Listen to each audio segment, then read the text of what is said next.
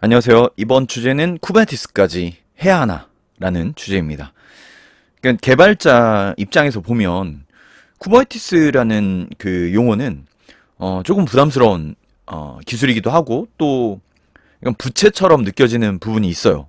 그러니까 하긴 해야 되는데 알긴 알아야 되는데 이거를 파자니 다른 것들도 해야 되고 내가 본업도 아닌 것 같고 그런 느낌이 좀 있죠. 그래서 오늘 그런 얘기를 좀 해보려고 합니다. 실제 현업에서 어떻게 일을 하는지라는 내용으로 한번 얘기를 해볼게요.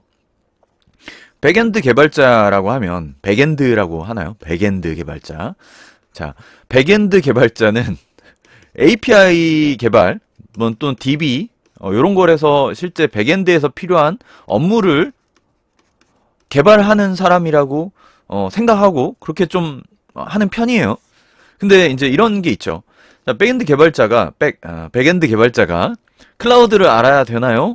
라고 했을 때 클라우드 알 필요는 있죠. 요즘 클라우드가 인프라의 기본이기 때문에 클라우드를 알아야 되긴 해요.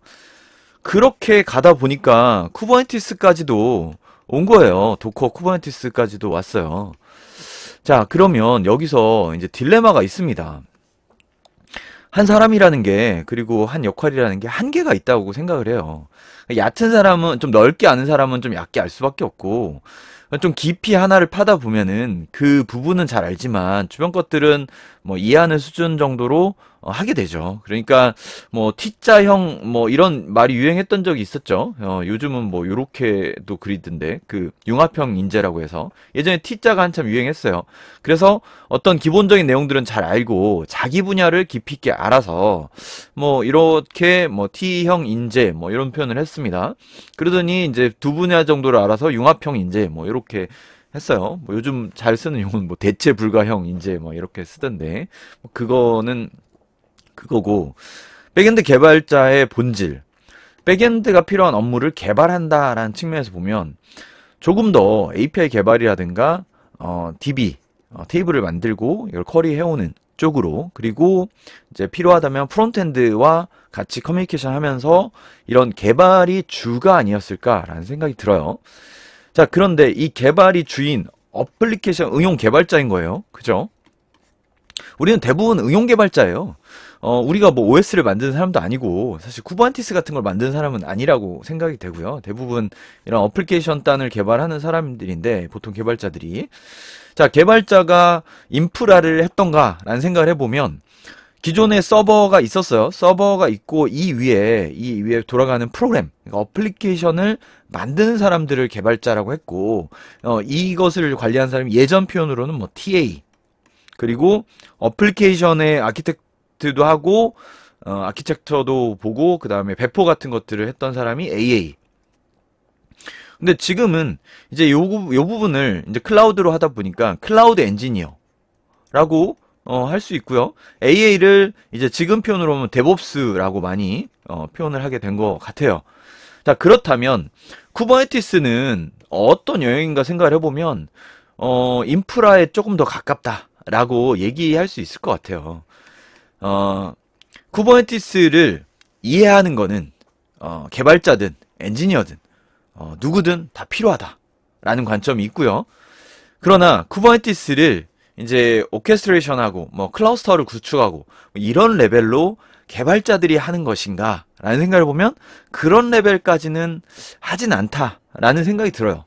실제 프로젝트에 들어가 보면 기본적으로 쿠버네티스를 많이 쓰죠. 쿠버네티스를 쓴다 하더라도 개발자 한 사람 한 사람이 쿠버네티스 클러스터 환경을 만들고 시작하지는 않더라라는 거고 그걸 위해서는 기존에 뭐 TA라고 명칭을 하든 데브옵스로 명칭을 하든 그런 인프라 클러스터 환경을 만들어 주고 여기서 이 배포 개념을 어떻게 가져가냐면 기존 같으면 이런 어플리케이션을 만들고 나서 서버로 올리는 작업들 뭐 젠킨스 같은 그런 도구를 통해서 여기에 뭐 자료가 올려지는 형태잖아요. 근데 지금 형태를 보면 CI/CD 배포 파이프라인을 통해서 이 파드가 런칭이 되는데 여기서 오히려 애매한 거죠. CI/CD를 누가 짜냐? 데브옵스가 많이 짜더라는 거죠.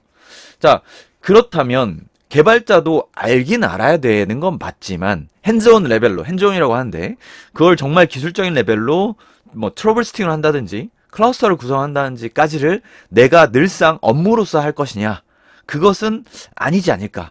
그래서 백엔드 개발자도 알아야 되는 쿠버네티스. 전 요 수식어가 딱 맞다라고 생각을 하고요. 그리고 쿠버네티스로 정말 진입을 제대로 할 분들은 쿠버네티스를 좀 더 파야 되는 거죠. 왜냐하면 쿠버네티스 클러스터 환경을 만들고 나서 사용하는 거는 그렇게 또 어렵지가 않아요. 쿠버네티스 명령들이 다 먹히죠.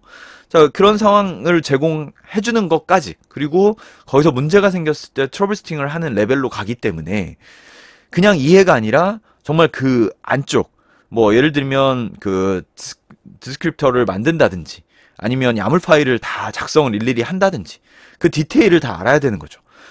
개발자분들은 이제 야물 파일 같은 걸 제공받아서 뭐 야물 파일 그냥 런 해가지고 뭔가 컨테이너들을 다 기동하면 되는 거지만, 그것을 만드는 입장에서는 그걸 어떻게 하면 그 쿠버네티스의 이점을 잘 살릴 수 있을 것인가를 다 고민할 수 있기 때문에, 고민해야 되기 때문에 프로버스팅 또는 이제 이점을 잘 살린다는 입장에서는 쿠버네티스를 좀 더 공부를 하고 더 깊이 있게 들어가야 한다고 생각을 합니다. 그래서 오늘 얘기를 좀 정리하면 쿠버네티스를 어디까지 알아야 되는가, 그리고 쿠버네티스까지 해야 되는가라는 생각을 해보면 백엔드 개발자로서의 나의 로드맵이 명확하다라고 하면은 API 개발이나 데이터베이스 이런 실제 개발 업무, 내가 업무를 개발할 수 있는 능력을 키우는 것이 메인일 것 같고요. 이 상황에서 내가 쿠버네티스도 무엇인지 클라우드를 이해하는 것처럼 쿠버네티스에 대한 이해도도 필요하지 않을까. 물론 이해라는 것도 쉽진 않지만 그래도 뭐 쿠버네티스 관련 책을 보면서 아 이런 거구나 라는 정도의 이해, 그리고 야물 파일 같은 것들을 공유받았을 때 내가 그걸 실행할 수 있을 정도는 좀 해두는 것이 좀 유리하지 않을까 라는 생각이 들고요. 뭐 그렇잖아. CI/CD도 마찬가지죠. CI/CD라는 것이 파이프라인을 구성해놓고 보통 자동화를 통해서 하지만 이것을 전문적으로 담당하는 사람이 있지만 CI/CD 개념은 내가 백엔드 개발자로서 알 필요는 있죠. 그런 정도라고 생각을 하고요. 자, 여기서 이제 클라우드 엔지니어가 될 거야 라는 분들은 저는 리눅스를 강조했고, 그 다음에 쿠버네티스는 지금은 조금 반드시 필요한 부분이라고 생각이 됩니다. 엔지니어 레벨에서는. 왜냐면 쿠버네티스 점점 많이 확대되고 있고 쿠버네티스의 장점을 많이 쓰려고 하거든요. 제가 이전에도 영상에 말씀드렸지만 가상 머신보다 훨씬 효율적으로 쓸 수 있는 것이 쿠버네티스이기 때문에 이러한 기술에 대해서 핸즈온 레벨로 좀 공부를 충분히 해두는 것이 필요하지 않을까. 그래서 더 많은 곳에서 쿠버네티스의 사용이 확대되면서 이러한 그 포지션에 대한 것도 클라우드를 하면서도 쿠버네티스를 잘하는 사람들을 요구하기 때문에 그런 공부를 하면 좋을 것 같습니다. 더불어 여기서 이벤트 하나 할게요. 제가 그 번역을 했던 책인데요. 이 책으로 잠깐 소개를 드리면, 저 책은 더 쿠버네티스라는 이름이고요. 이게 그 뭐 쿠버네티스 초보자 입문자들 대상으로 하려고 했다가 조금은 그 내용들을 풀어서 쓴 부분이 좀 많이 있어요. 그러니까 쿠버네티스의 내부에 대해서 한 번씩 짚고 넘어가는 방식이라서 조금 더 쿠버네티스를 기초적인 내용부터 해서 조금 더 깊이 있게 이해하시려는 분들에게 조금 더 적합하겠다라고 생각을 해서 더 쿠버네티스라고 이름을 했습니다. 그래서 기본 개념을 시작으로 고급 기능, 그리고 컨테이너 오케스트레이션에 대한 얘기들을 많이 다루고 있습니다. 자, 쿠버네티스를 컨테이너에 대한 설명부터 들어가고요. 그 컨테이너의 프로세스 격리라든가 리소스 제한, 네임스페이스, 컨테이너 이미지와 런타임 레이어. 그러니까 컨테이너라는 것이 리눅스 위에서 별도로 독립된 공간에서 돌아간다는 것이 이제 기존 격리 기술에서 이제 기원이 됐는데, 이런 부분을 좀 설명을 좀 충분히 하고 들어가는 상황이고요. 쿠버네티스에서 그리고 컨테이너들 다루는 거, 쿠버네티스 중요성, 그리고 컨테이너 배포, 오버레이 네트워크, 서비스와 인그레스 네트워크를 다루고요. 그 다음에 어떤 트러블슈팅 관련된, 그리고 컨트롤 플레인, 액세스 컨트롤, 그리고 컨테이너 런타임, 헬스 프로브, 리소스 제한, 퍼시스턴스 스토리지, 컨피규레이션, 시큐리티, 그리고 사용자 리소스, 오퍼레이터, 이런 식으로 쿠버네티스를 이해하는 쿠버네티스의 여러 가지 측면들을 좀 자세하게 좀 다루는 편입니다. 그리고 어피니티 관련된 부분, 그리고 QoS, 그리고 어플리케이션 회복 관련된 부분으로 성능 관련된 쿠버네티스 얘기도 있습니다.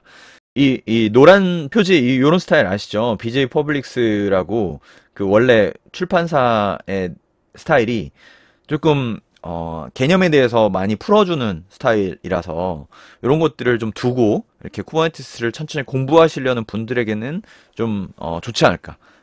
막연한 따라하기보다는 이 하나하나에 대한 개념을 좀 짚고 넘어가는 스타일이라서 한번 참고를 해보시면 좋을 것 같고요. 이것을 사실 백엔드 개발자분들도 읽어둬도 좋을 것 같고, 그 엔지니어를 본격적으로 하시겠다라는 분들도 단순히 쿠버네티스 환경 구축하고 따라하기식이 아니라 개념을 좀 천천히 좀 이해하고 싶다라는 분들은 다 좋을 것 같아요. 그래가지고 이 책을 소개해드리고 이벤트를 하겠습니다. 네, 5분 정도. 네, 이 영상 유튜브에 댓글로 쿠버네티스 공부 목적 같은 거 간단하게 적어주시면 제가 5분 선정해서 드리도록 하겠습니다. 쿠버네티스 관련돼서 좀 이해하시고 도움이 되셨으면 좋겠습니다. 감기 조심하시고요. 그리고 건강관리 잘 하셔가지고 하고자 하시는 일 모두 성취하시기 바랍니다. 또 만날게요. 감사합니다.